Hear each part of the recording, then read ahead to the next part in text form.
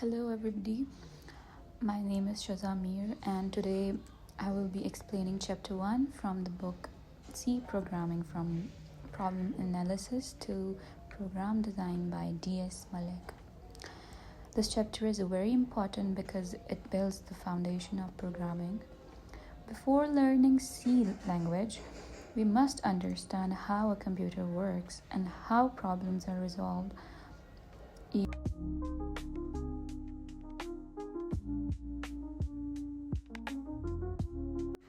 Chapter 1 focuses on problem analysis and program design. It explains that programming is not just about writing code, instead, programming starts with understanding the problem, planning the solution, and then implementing it using the programming language. This chapter also explains how computers work internally and how programmers communicate solutions to computer using structured methods like algorithms and flowcharts.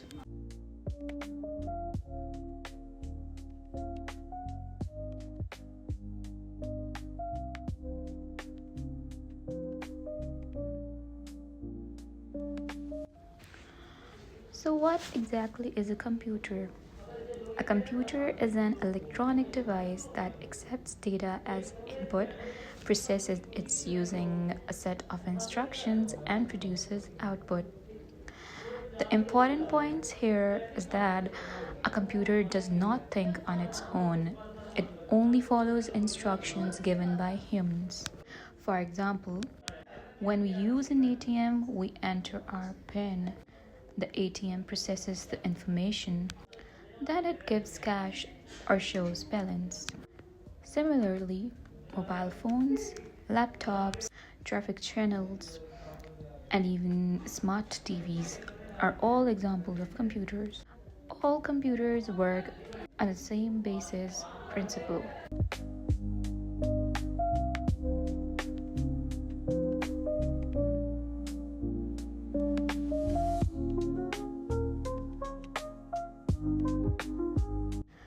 Computers have some special characteristics that make them powerful. Speed. Computers work at extremely high speed. They can perform millions of operations per second. Accuracy.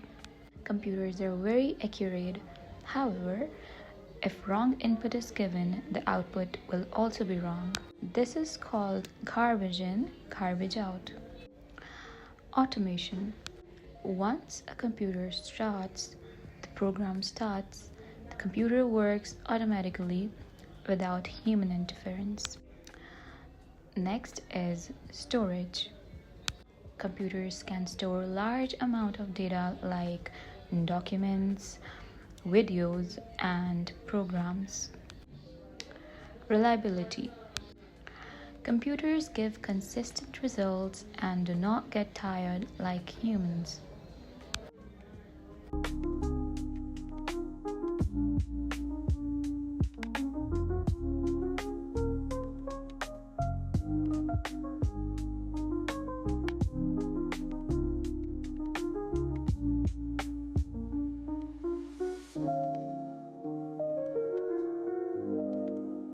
Okay, so next we're going to discuss about the basic components of a computer. A computer system is made up of four major components: input unit, central processing unit, memory unit, output unit. Each component has a specific function and no unit can work alone.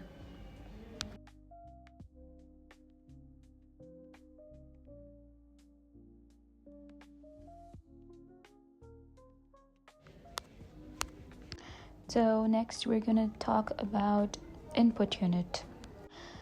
Input unit is used to enter data and instructions into the computer. Common input devices include keyboard, mouse, scanner, microphone, webcam. For example, we use a C program using a keyboard.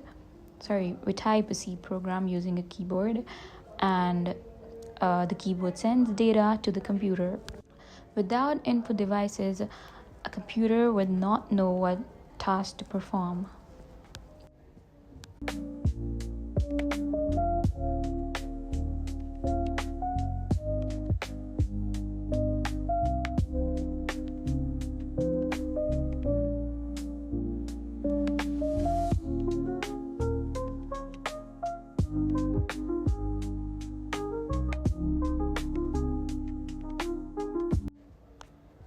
So next we're going to talk about Central Processing Unit, CPU.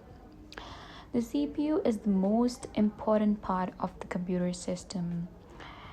It is called brain of the computer because it performs processing, it controls all activities, it executes the instructions. The CPU has three main components: control unit, arithmetic logic unit, known as ALU, and registers.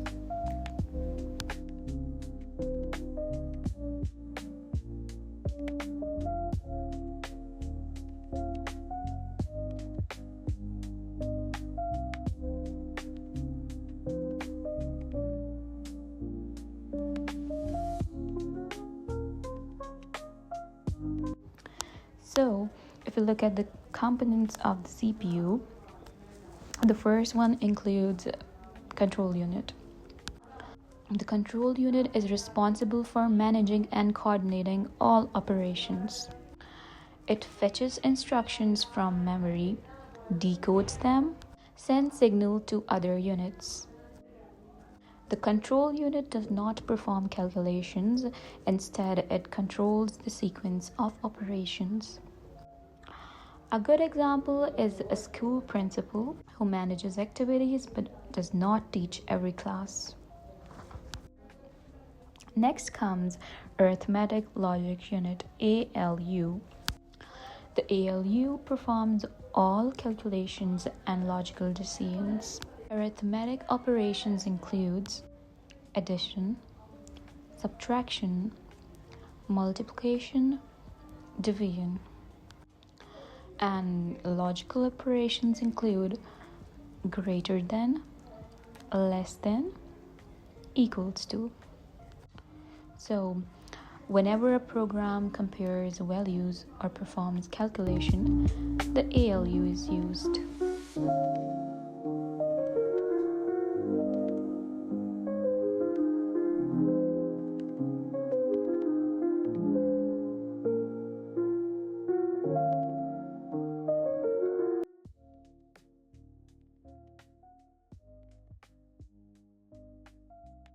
And what about registers? Registers are very small memory locations inside the CPU. They store temporary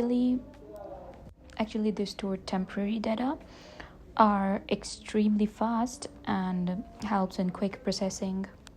Registers are faster than RAM but store very limited information.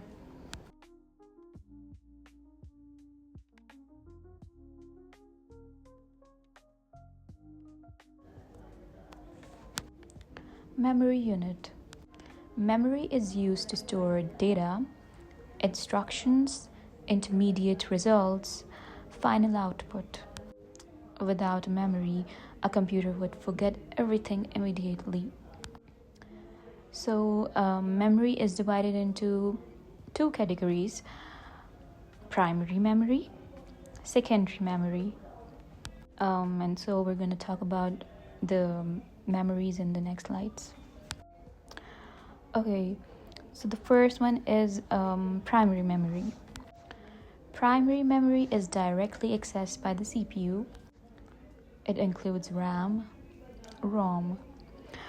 RAM is temporary memory, is volatile, and if the power is off, the data is lost.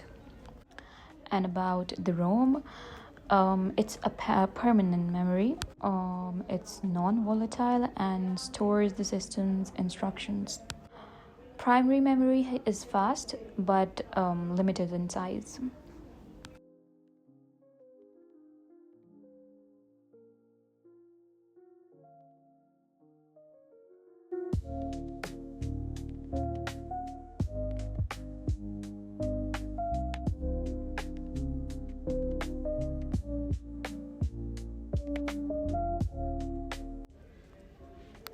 Secondary storage.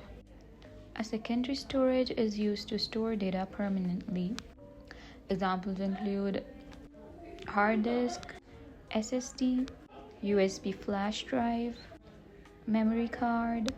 This memory is slower than RAM but stores large amount of data.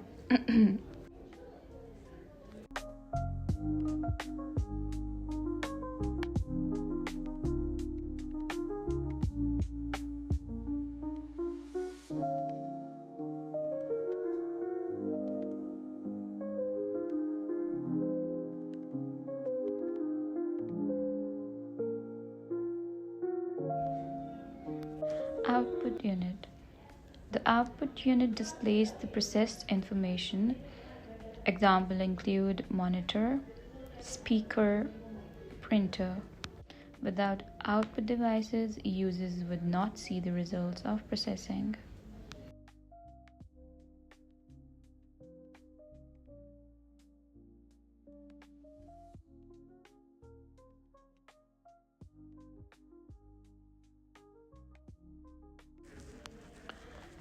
So, how a computer works? I'm gonna explain it through IPO cycle. The computer works on the input, process, output cycle. So, what happens in an input? The data is entered using input devices. Process.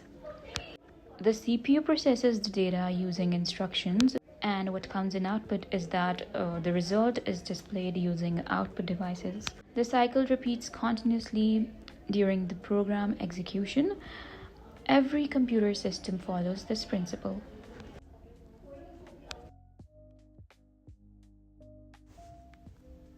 So now I'm going to explain the fundamental concept of computer operation as outlined in chapter 1 of our textbook. A computer system consists of two primary elements, hardware and software. The hardware includes the CPU, which is the brain of the system, and the main memory, where data is temporarily stored for processing. This follows the basic cycle of input, processing, output. As seen in figure 1.2 of Malik's book, processing a program involves several steps. So the step 1 include write the source code in an editor. Step 2, the preprocessor handles statements with the hash. Step 3, the compiler translates this into the machine code and checks for syntax error. And step 4 and 5, the linker connects library code, and the loader places the final executable into the memory, the main memory. So the final 6th step is that the program enters the execution phase.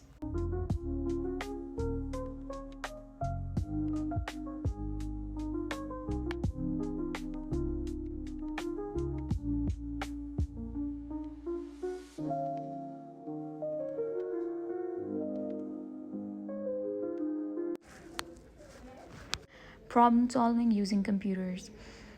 Problem solving is the heart of programming. The steps includes problem definition, problem analysis, solution design, coding, testing, and debugging. If the problem solving is weak, the program will also be weak.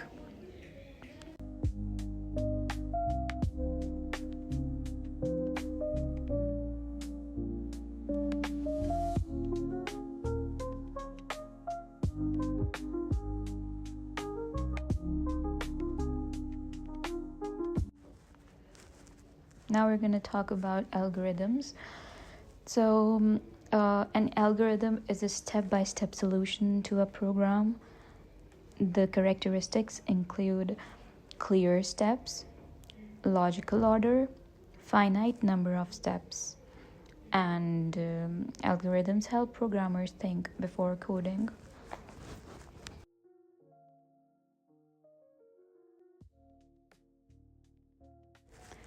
Next comes flowchart. A flowchart is a graphical representation of an algorithm. It uses symbols and arrows to show steps, flow of control. Flowcharts make complex logic easy to understand.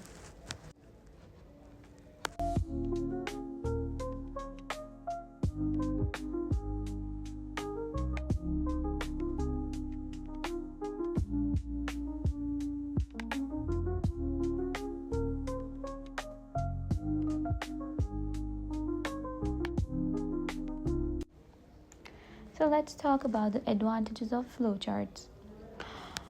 Flowcharts improve understanding, reduce programming errors, help in debugging, improves communication among the programmers, and they are especially helpful for beginners.